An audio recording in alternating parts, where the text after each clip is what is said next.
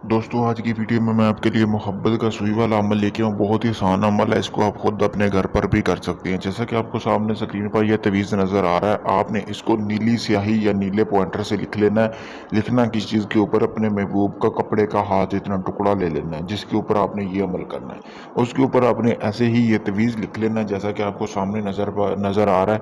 तो आपने नाम नहीं लिखना अपने महबूब का, बस तसव्वुर रखना है अपने जहन में कि आप उसके साथ क्या करना चाहते हैं, किस तरह काम करना चाहते हैं। जो भी जब आप ये अमल को करें तब आपने इस चीज़ का तसव्वुर रखना है। और आप इस अमल को रात की अंधेरी में कर सकते हैं, यानी कि जैसे ही सूरज गुरूब हो तो आप इस अमल को करना शुरू कर सकते हैं। किसी भी दिन कर सकते हैं, ठीक है दोस्तों।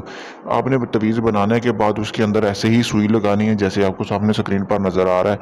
तो आपने लगाने के बाद आपने कोई पुरानी कब्र देख लेनी है, वहाँ पे दफन करके आ जाना है। इस सुई को उसी तरह आपने कपड़े के अंदर लगा के पुरानी कब्र में गड़ा लगाना है, उसके अंदर रख के आपने अपने